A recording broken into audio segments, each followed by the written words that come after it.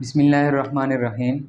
Friends, today we have a topic on co-erectation of the aorta. जिस तरह हमने obstructive defects जो है वो हमने शुरू किए थे, तो उनमें जो हमारे कोर्स करिकुलम में जो फर्स्ट डिफेक्ट है, जो फर्स्ट डिजीज़ है, वो है हमारे पास co-erectation of the aorta. Co-erectation of the aorta is the narrowing of aorta in the aortic arch reason.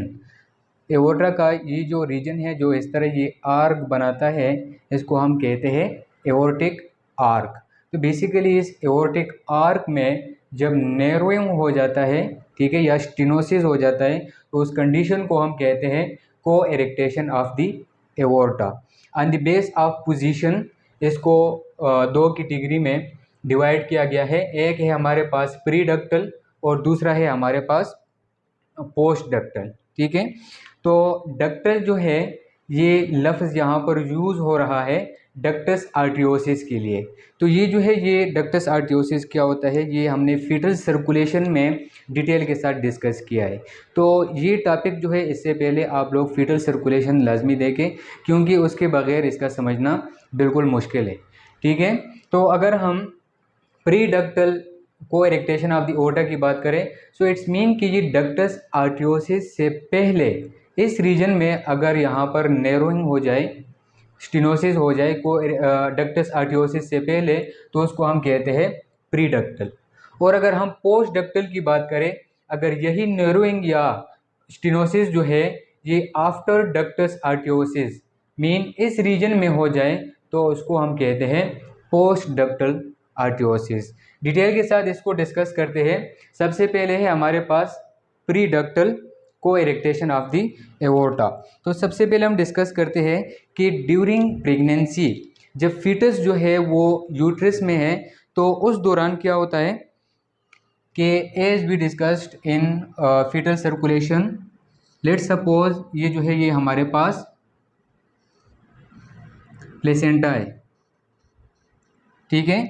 So it's ये जो है ये कुरियानिक विलाई है, और फ्रॉम मदर सर्कुलेशन यहाँ से ब्लड आ जाता है प्लेसेंटा में, और प्लेसेंटा से यहाँ पर हमने डिस्कस किया था कि थ्रू लिवर जो है ये पास आउट हो जाता है फ्रॉम डक्टस विनोसिस, और शामिल हो जाता है through inferior vena cava in right atrium, ठीक है। ये हम बात कर रहे हैं जब फीटस जो है वो यूट्रस में है, ड्यूरिंग प्रेगनेंसी की बात कर रहे हैं हम। तो यहाँ राइट आर्ट्रियम से ये पास आउट हो जाता है in left atrium through foramen oval. इस तरह हमने फीटल सर्कुलेशन में डिस्कस किया था कि यहाँ पर एक होल होता है जिसको हम कहते हैं फोरामिन ओवेल, तो ये उसके थ्रू यहाँ पर लेफ्ट आर्ट्रियम में आ जाता है। लेफ्ट आर्ट्रियम से फिर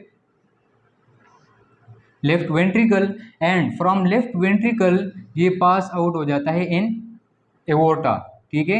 अब ये एओर्टा में यहाँ पर आ गया। आगे हमारे पास क्या है, ऑब्स्ट्रक्शन। एओर्टा जो है वो नैरो हो गया है, तो यहाँ पर क्या होगा, फीटल सर्कुलेशन में तो हमारे पास यहाँ पर अल्टीमेट एक पाथवे होता है। कहाँ पर, जब हम बात करते हैं फीटल सर्कुलेशन में थ्रू सुपीरियर वेना केवा जब ब्लड आ जाता है राइट आर्ट्रियम में, राइट आर्ट्रियम से फिर आता है कहाँ पर, राइट वेंट्रिकल में, एंड फ्रॉम राइट वेंट्रिकल कहाँ चला जाता है, पल्मोनरी आर्टरी। तो पल्मोनरी आर्टरी में जब यहाँ पर आ जाता है, तो as we know that fetus में हमारे पास जो लंग्स है वो कोलैप्स्ड होते हैं, ठीक है, नॉन फंक्शनल होते हैं। और यहाँ पर जो वेसल है जो लंग्स की तरफ जा रहे हैं, ये जो है ये रेजिस्टेंस शो करता है ड्यू टू कोलैप्स्ड लंग्स। तो ये ब्लड जो है यहाँ पर जो आ गया, ये चला जाता है from ductus आर्टियोसिस towards the aorta. ये एक अलग रास्ता जो है ये इख्तियार करता है, जो कि फीटल सर्कुलेशन में ये नॉर्मल है। अब यहाँ से ये दो आर्टरीज जो है जिसको हम कहते हैं एसेंडिंग आर्टरीज, ये जो है ब्लड को मूव करता है, सप्लाई करता है टुवर्ड्स ब्रेन और head, neck and upper extremities. और ये जो है कोरोनरी आर्टरी, ये कोरोनरी आर्टरी जो है ये इटसेल्फ टुवर्ड्स द हार्ट जो है उसको ब्लड को जो है वो मूव करता है, एंड डिसेंडिंग एओर्टा जो है ये towards lower extremities and abdominal जो है उसकी तरफ ब्लड को पुश करता है। लेकिन अगर हम ये तो हम फीटल ड्यूरिंग फीटल सर्कुलेशन की बात कर रहे थे, अगर हम आफ्टर बर्थ जो है वो बात करें, जब बेबी का बर्थ हो जाए तब तो हमारे पास प्लेसेंटा जो है ये हम कट ऑफ करते हैं, ठीक है। और इस दौरान लंग्स जो है वो भी हमारे पास इन्फ्लेट हो गए। अब देखें यहाँ पर क्या होगा कि अब फोरामिन ओवल भी क्लोज हो गया, डक्टस आर्टियोसिस भी क्लोज हो गया। अब यहाँ पर क्या होगा कि लेफ्ट आर्टरियम से अब लंग्स जो है वो इन्फ्लेट हो गए, तो लंग्स की तरफ ब्लड जो है वो मूव होना शुरू हो गया, लंग्स में चला गया, लंग्स से यहाँ पर आ गया लेफ्ट आर्टरियम में, लेफ्ट आर्टरियम से लेफ्ट वेंट्रिकल एंड एओर्टा में चला गया। अब मसला तो यहाँ पर होगा क्योंकि आगे हमारे पास क्या है, ऑब्स्ट्रक्शन है। अब ड्यूरिंग फीटल सर्कुलेशन की जब हम बात करें, जब फीटल जो है वो यूट्रस में था, अब हम न्यू नेट्स की बात कर रहे हैं आफ्टर बर्थ। तो आफ्टर बर्थ हमने बात की, यहाँ पर डक्टस आर्टियोसिस जो है ये तो क्लोज हुआ होता है और ये कन्वर्ट हो जाता है लिगामेंटम आर्ट्रियोजम, ठीक है। अब ये जो है ये हमारे पास ये ओपनिंग जो है ये क्लोज हो गया, ठीक है। अब फीटल सर्कुलेशन में तो अल्टीमेट हमारे पास दूसरा रास्ता था, लेकिन अब दूसरा रास्ता जो है वो नहीं है। तो जब बेबी जो है वो प्री डक्टल को इरेक्टेशन ऑफ द एओर्टा के साथ बर्थ होगा तो वो डायरेक्ट शॉक में चला जाएगा, क्योंकि उसकी अपर एक्सट्रीमिटीज की तरफ मीन कि अपर लिम्स, नेक, ब्रेन की तरफ जो है और हार्ट की तरफ कोरोनरी आर्टरी भी ब्लॉक हो गया है, क्योंकि ब्लॉकेज जो है वो इनसे पहले है, तो यहाँ पर तो ब्लड मूव नहीं करता है।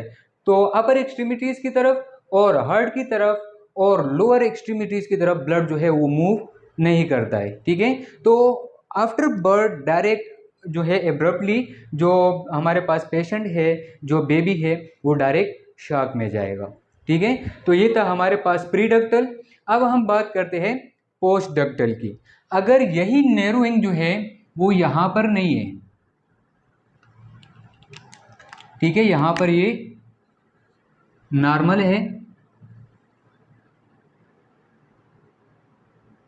ठीक है, और अब ये नैरोइंग जो है वो हमारे पास इस रीजन में है, डक्टस आर्टियोसिस के बाद इस रीजन में।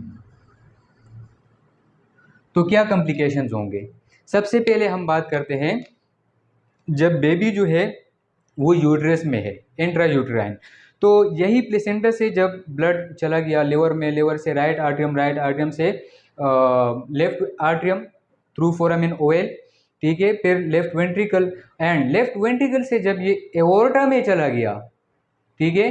अब फीटल सर्कुलेशन की बात करते हैं हम, तो ये डक्टस आर्टियोसिस जो है ये ओपन है, ठीक है, यहाँ से ये एओर्टा में चला गया, एओर्टा से ऑब्स्ट्रक्शन जो है वो इस रीजन में है, तो यहाँ से तो ब्लड जो है वो से जो ब्लड वो अपर एक्सट्रीमिटीज़ की तरफ और कोरोनरी आर्टरी में टुवर्ड्स हार्ट जो है वो मूव होना शुरू हो जाएगा। अब यहाँ से भी ब्लड जा रहा है और यहाँ से फ्रॉम डक्टस आर्टियोसिस भी ब्लड जा रहा है, क्योंकि हम ये ड्यूरिंग प्रेगनेंसी बात कर रहे हैं, लंग्स जो है वो कोलैप्स्ड है। यहाँ पर जब ये ब्लड आएगा, ये ज़्यादा अमाउंट ऑफ ब्लड जो है वो तो अपर एक्सट्रीमिटीज़ की तरफ चला जाएगा। दूसरी बात ये है कि अब यहाँ पर लोअर एक्सट्रीमिटीज़ की तरफ ब्लड कैसा आएगा, तो यहाँ पर फीटस में हमारे पास कुछ वेसल्स होते हैं जो अनफंक्शनल होते हैं, जिसका फंक्शन नहीं होता है, लेकिन वो फंक्शनल हो जाते हैं कब, जब हमारे पास यहाँ पर एओर्टिक आर्क में प्रेशर जो है वो इंक्रीज हो जाता है ऑब्स्ट्रक्शन की वजह से। तो ये वेसल्स जो है ये, इसको हम कहते हैं कोलेटरल वेसल्स, ठीक है, ये कोलेटरल वेसल्स जो है ये ओपन हो जाते हैं और यहाँ से जो ब्लड जा रहा है अब इस ऑब्स्ट्रक्टिव एओर्टा में नहीं जा रहा, इस कोलेटरल वेसल्स के थ्रू यहाँ से पास होता है एंड टुवर्ड्स लोअर एक्सट्रीमिटीज़ या डिसेंडिंग एओर्टा में आ जाता है, ठीक है। तो यहाँ पर ये एक बाईपास है, जो कोलेटरल वेसल्स है ये एज अ बाईपास काम करता है फिर। तो ये था हमारे पास pre ductal and post ductal. अच्छा, जब यहाँ पर इस बेबी का बर्थ हो जाएगा जिसमें हमारे पास पोस्ट डक्टल को एरेक्टल ऑफ द एओर्टा है, अगर इसकी बर्थ हो जाए तो ये यहाँ पर क्या हो जाएगा, डक्टस आर्टियोसिस क्लोज हो गया।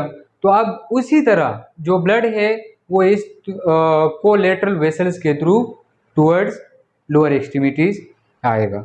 तो ये था हमारे पास pre ductal and post ductal को एरेक्टेशन ऑफ द एओर्टा। अगर हम इसकी पैथोफिजियोलॉजी की बात करें तो लेट्स सी, यहाँ पर ये लेफ्ट वेंट्रिकल में जब ब्लड आएगा, अब हमारे पास ये जो है ये भी क्लोज हो गया, फोरामिन ओएल भी क्लोज हो गया। अब सर्कुलेशन जो है वो एज लाइक सेम है एज एडल्ट्स, ठीक है। तो लेफ्ट यहाँ से लंग से जब ब्लड आएगा लेफ्ट आर्टरियम में, ठीक है, अब लंग जो है वो फंक्शनल है, लेफ्ट आर्टरियम में आ गया, लेफ्ट आर्टरियम से लेफ्ट वेंट्रिकल, यहाँ से एओर्टा में, ठीक है। और आगे क्या है, ऑब्स्ट्रक्शन।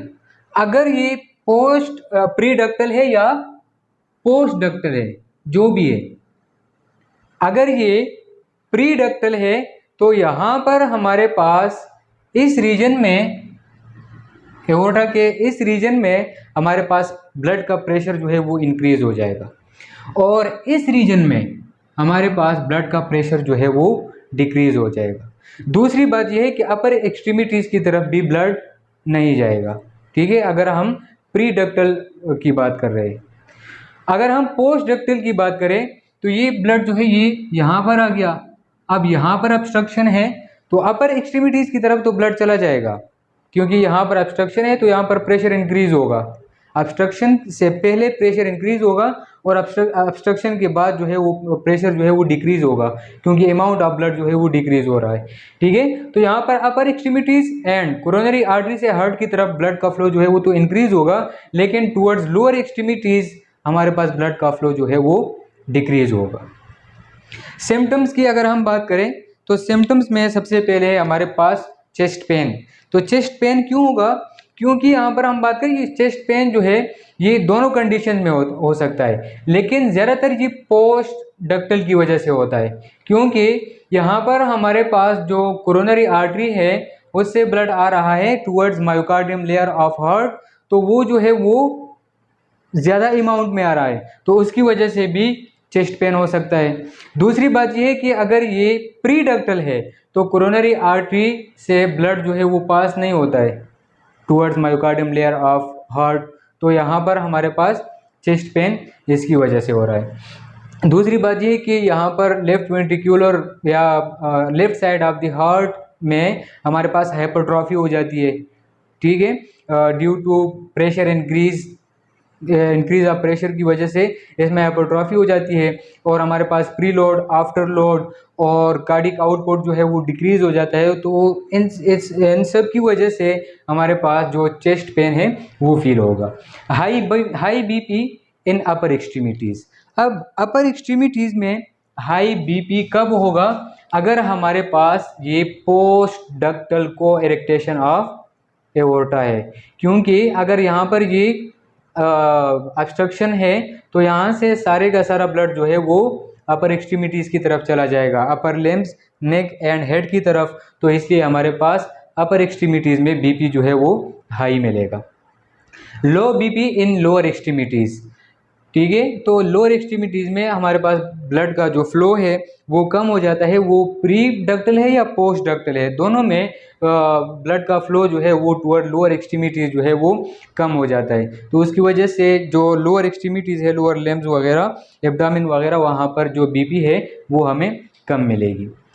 तीसरा है हमारे पास कोल्ड फीट। तो ये भी पुअर सर्कुलेशन की वजह से होता है, क्योंकि ब्लड का एक फंक्शन ये भी है कि हमारी बॉडी को वार्म रखता है। अगर ब्लड का फ्लो जो है वो कम हो जाए तो वहाँ पर ऑब्वियसली कोल्डनेस जो है वो इंक्रीज हो जाएगा। Epistaxis mean bleeding from knows. ये किस कंडीशन में होता है, ये भी हमारे पास जब ये पोस्ट डक्टल को इरेक्टेशन जब होता है, क्योंकि यहाँ से अपर एक्सट्रीमिटीज़ की तरफ फेस की तरफ, हेड की तरफ ब्लड का फ्लो जो है वो इंक्रीज हो जाता है। और जो हमारे पास जो नोज के वेसल्स हैं उसकी जो इलास्टिसिटी है वो बहुत कम होती है, ठीक है। तो ज़्यादा प्रेशर जो है वो बर्दाश्त नहीं कर सकता, वो जो है वो बर्स्ट हो जाते हैं, उस बर्स्ट की वजह से हमारे पास नोज से ब्लीडिंग शुरू हो जाता है। चेस्ट पेन, अच्छा ये हमने ऊपर डिस्कस किया। ब्रीथिंग डिफ़िकल्टी होती है इसमें, क्योंकि टूवर्ड्स लंग्स जो है उसमें ब्लड का प्रेशर जो है वो इंक्रीज हो जाता है। किस तरह, जब यहाँ पर ब्लड का प्रेशर इंक्रीज हो गया क्योंकि आगे ऑब्स्ट्रक्शन है, तो अल्टीमेटली हमारे पास लेफ्ट वेंट्रिकल में प्रेशर इंक्रीज होगा, लेफ्ट वेंट्रिकल से फिर लेफ्ट आर्टरी में भी प्रेशर इंक्रीज होगा, और अल्टीमेटली हमारे पास ये जो पल्मोनरी वेन्स है इसमें भी प्रेशर इंक्रीज होगा, और सारे का सारा जो ब्लड है वो एकमुलेट हो जाएगा लंग्स में, ठीक है। तो लंग्स में इसका प्रेशर जो है वो इंक्रीज हो जाएगा और ब्रीदिंग में डिफ़िकल्टी हो जाएगी। पेल स्किन होगा क्योंकि जो ब्लड का फ्लो है towards extremities of the body वो कम हो जाता है।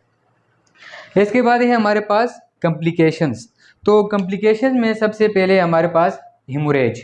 हेमोरेज भी तब होगा जब हमारे पास ये, अच्छा ये दोनों कंडीशन में हो सकते हैं, लेकिन हेमोरेज अगर हम हेड की बात करें या ब्रेन में बात करें, ठीक है, या इस स्ट्रोक की बात करें, तो ये कब होता है, जब हमारे पास ये पोस्ट डक्टल हो, ठीक है।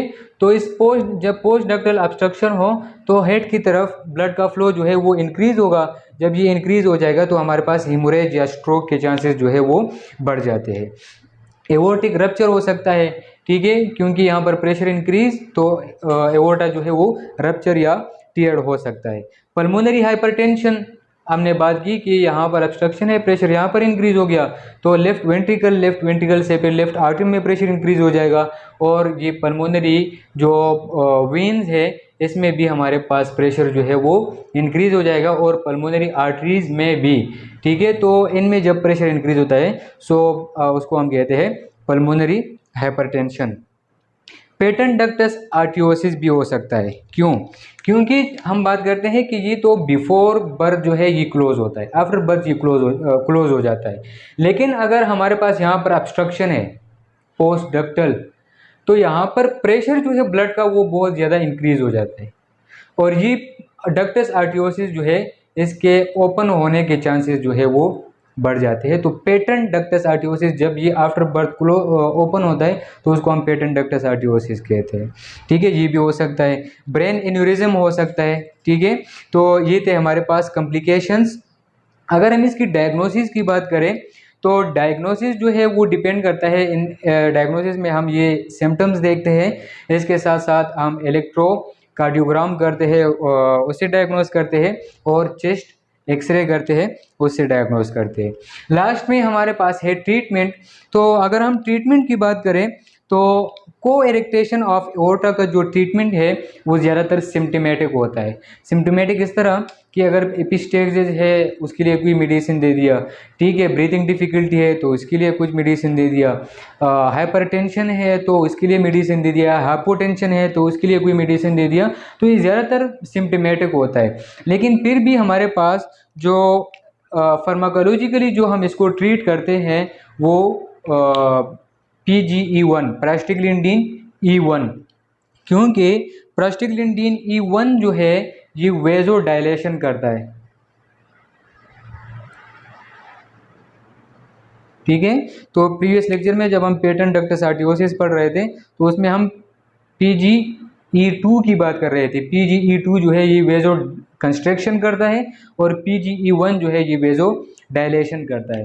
तो यहाँ पर ये ऑब्स्ट्रक्शन जो है ये इसको क्या कर देता है, डायलेट कर देता है, तो हमारे पास प्रॉब्लम जो है वो फिक्स हो जाता है। तीसरा है हमारे पास बलून एंजियोप्लास्टी। बलून एंजियोप्लास्टी जो है ये नॉन सर्जिकल प्रोसीजर है, ये through catheter from femoral artery ये बलून जो है ये यहाँ पर पास कर देता है, जहाँ पर भी ऑब्स्ट्रक्शन है वहाँ पर इसको इन्फ्लेट कर देता है। It's just like a balloon, ठीक है। तो यहाँ पर ये इन्फ्लेट हो गया तो ये वेसल जो है ये ओपन हो जाता है। इसके बाद है हमारे पास डिक्रॉन पेचेस। तो डिक्रॉन पेचेस के थ्रू भी ये ऑब्स्ट्रक्शन जो है इसको फिक्स आउट कर सकता है। लास्ट में हमारे पास है बाईपास ग्राफ्ट रिपेयर।